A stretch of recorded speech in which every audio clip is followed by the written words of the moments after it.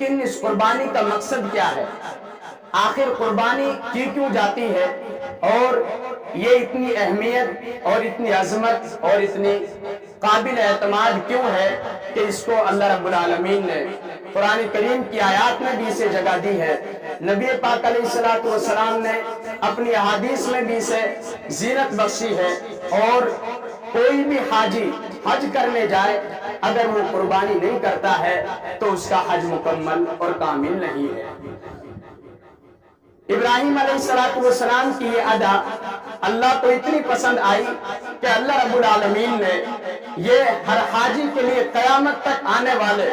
اپنے گھر کا طواف اور چکر لگانے والے کے لیے یہ لازم اور ضروری کر دیا، اے بندے گرچہ تو میری صدائیں بلند کر رہا ہے، گرچہ تو لبیک اللہم لبیک کہہ کر میرے در پر حاضری کا خواہش مند تھا، اب حاضر بھی ہو چکا، گرچہ تو نے اپنی بندگی کا مکمل اظہار میرے دربار میں کر دیا، گرچہ اپنی تمام کی تمام انا کو، کبر کو، تکبر کو، بغض کو، عناد کو رکھ چھوڑ کر تو میرے دربار میں حاضر ہو گیا، اور کہیں تو دوڑ کر چلتا ہے میرے حکم کی بنا پر، کہیں تو آہستہ چلتا ہے میرے پیغمبر کے حکم کی بنا پر، کہیں تو ہاجرہ کی سنت کو اپناتا ہے، کہیں تو ابراہیم کی سنت کو اپنا رہا ہے، کہیں تو اسماعیل کی سنت کو اپنا رہا ہے، کہیں تو زمزم پی رہا ہے، کہیں تو وقوف عرفہ کر رہا ہے، کہیں منی مزدلفہ میں تو چکر لگاتا ہے، کہیں تو رمی جمرات کر کے ابراہیم کی اس سنت کو زندہ کر رہا ہے۔ جب وہ اسماعیل کو لے کر چلے تھے اور راستے میں شیطان نے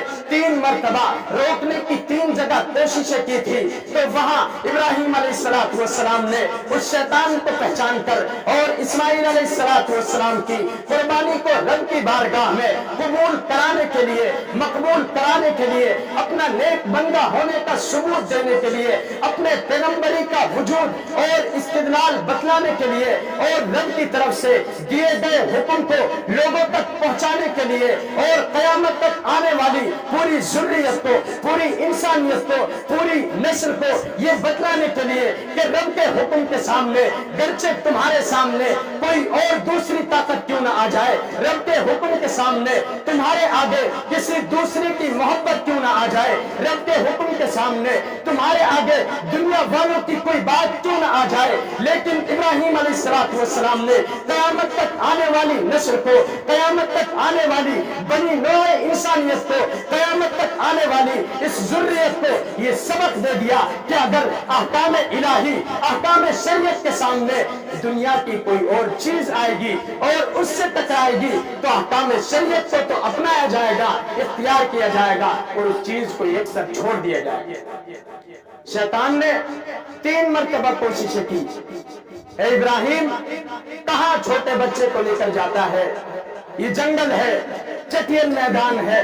اس کی ماں ہاجرہ اکیلی ہے، 8 سال کا بچہ ہے، تو کہاں 82-83 سال کا بوڑھا ہے، تیرے ہاتھ میں دھاردار تمام کی تمام ہتھیار چھریاں موجود ہے، کہاں تو اس بچے کو ذبح کرے گا؟ تجھے اللہ نے 80 سال کی عمر میں یہ بچہ عطا کیا ہے، بلکہ اور بھی 70 کے بعد یہ بچہ عطا کیا ہے، اب تو اس بچے کا کیا خون بہا دے گا؟ ابراہیم علیہ السلام کہنے لگے میرے رب کا حکم ہے، اس کا جو حکم ہے میں اس کے سامنے کچھ نہیں کر سکتا، اور ٹنکریاں ماری، 7 ٹنکریاں مارنے کے بعد شیطان کو بھگایا۔ دوسری مرتبہ پھر آیا، رمی جمرات کرتے ہیں، کنکریاں حاجی مارتے ہیں۔ اللہ رب العالمین کو ابراہیم علیہ السلام کی یہ ادا اتنی پسند آئی، اتنی پسند آئی کہ حاجیوں کے لیے لازم اور ضروری کر دیا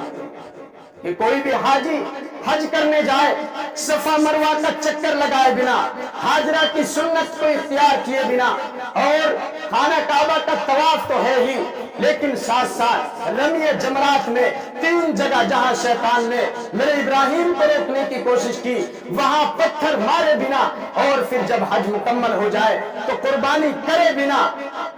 اس کا حج کامل اور مکمل نہیں ہے۔ یہ ادائیں رب کو اتنی پسند آئی کہ پروردگار نے قیامت تک کے لوگوں کے لیے حج کا اہم حصہ اور فریضے کا ایک جز اسے قرار دے دیا گیا۔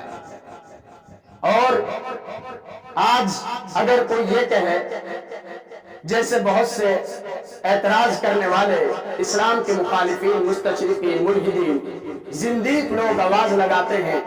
کہ اسلام تو خون بہانے کا حکم دیتا ہے تو قرآن کریم کی ایک آیت اس بات کی طرف وضاحت کرتی ہے لن ينال الله لحومها ولا دماؤها ولكن يناله التقوى منكم كذلك سخرها لكم لتكبروا الله على ما هداكم وبشر المحسنين. کہ اگر کوئی یہ سوچتا ہے کہ اللہ رب العالمین کو خون پسند ہے، ایسا نہیں ہے. لن ينال الله لحومها، اللہ کو نہ تمہاری قربانی کا گوشت پہنچتا ہے، ولا دماؤها،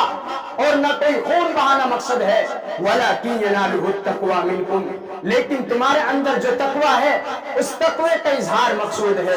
کہ تم اپنے رب کی باتوں پر کتنا عمل پیرا ہو، پیغمبر کی شریعت کو کتنے مانتے ہو اور اس پر کتنا عمل کرتے ہو. اس وجہ سے اس قربانی کو فرض اور لازم قرار دیا گیا،